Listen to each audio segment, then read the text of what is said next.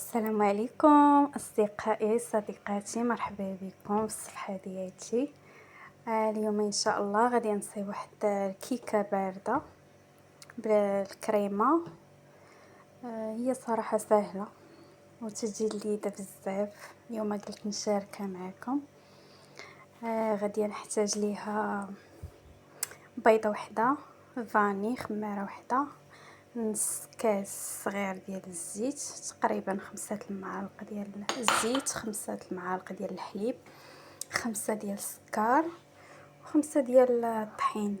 هاد المكونات حتى الكريمه ان شاء الله ونقولها لكم.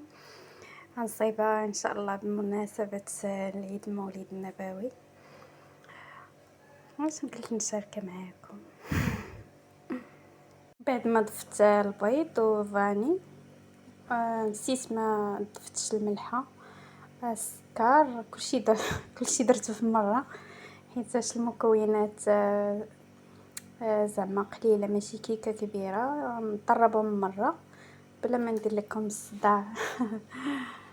بعد ما طربت المكونات غنضيف دقيق 5 المعالق، وغندير خماره وحده. الخليط ديال الكيك ديالي ها هو واجد. غندهن المول وندير الفران يسخن على 180 درجه. تقريبا غياخذ ليا 22 حتى ل 20 دقيقه. الدقيق ديروا 5 عامرين مزيان. الا ما عمرتوهمش زيدوا السادسه، حيت غادي ما يكفاكمش. انا خدا ليا 5 عامرين بزاف. الخليط تيكون على هذا الشكل ديال الكيك ديالي. هو درته في هذا المول على شكل قلب. تقدروا ديروا في اي مول، انا صراحه هذا اللي كيعجبني. الى عجبكم الفيديو ديالي ديروا لي اشتراك وابوني في اليوتيوب. الكيك ديالي هو في المول. ندخلو الفران، سخنته على 180 درجه.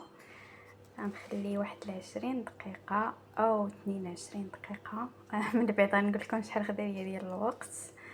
المهم الى عجبكم المحتوى ديالي ديروا لي متابعه ولايك، تنبغيكم كيف ما كتبغيوني. بعد ما درت الكيك ديالي في الفران غنوجد دابا الكريمه. غندير فيها 3 المعالق ديال السكر سنيده،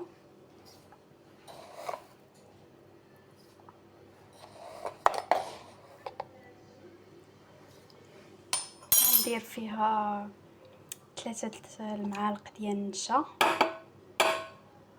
وغندير فيها ساشي ديال الفاني،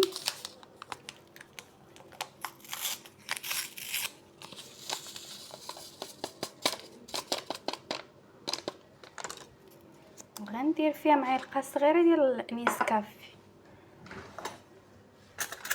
وغندير فيها هاد فلان ديال الكراميل، وغنديرها فوق البوطه. غنبقى نحرك هاد الخليط ديال الكريمه حتى يعقد. بعد ما طربت هاد الحليب ديالي مع المكونات اللي ضفت غنحطو فوق البوطه. الكريمه ديالي هي بدات تتعقد.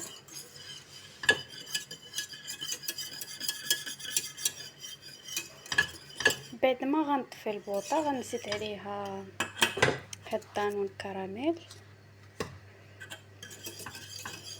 من بعد خاصني نغطيها باش ما تنشفش ليا الكريمه ديالي بين ما خرجت الكيك من الفران. صافي غير تشد راسها ونطفي عليها.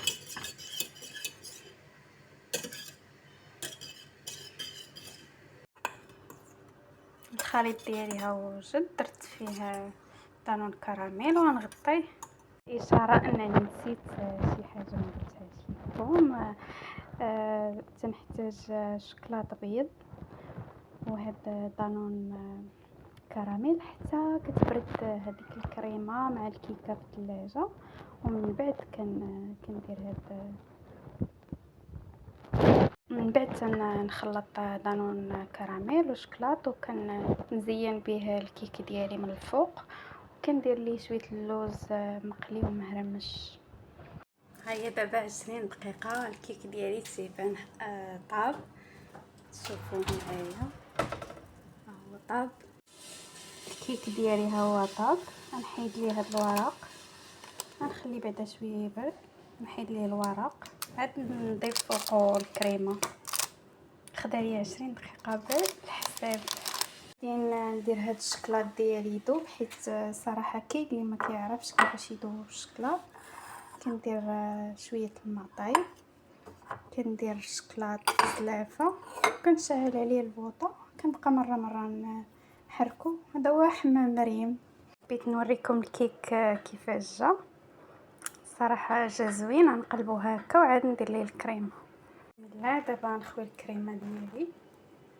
بسم الله.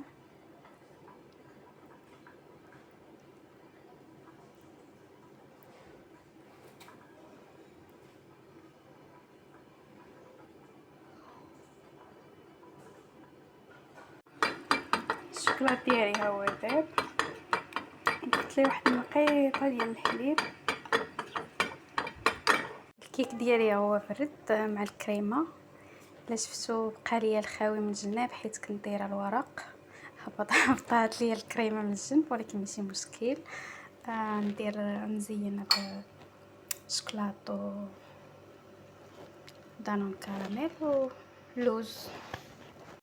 بعد ما ضفت هذاك الشوكولاط مع دانون كراميل، دابا نبدا التزيين. انا ما فلت لكم حتى شي حاجه، كلشي صورته. الكيك ديالي ها هو جاد، غنديرو يبرد. الصراحه جا الشكل ديالو زوين ما شاء الله. حتى كنت غندخلو الثلاجه وجاتني فكره ندير لكم قلب وسط قلب. احبكم.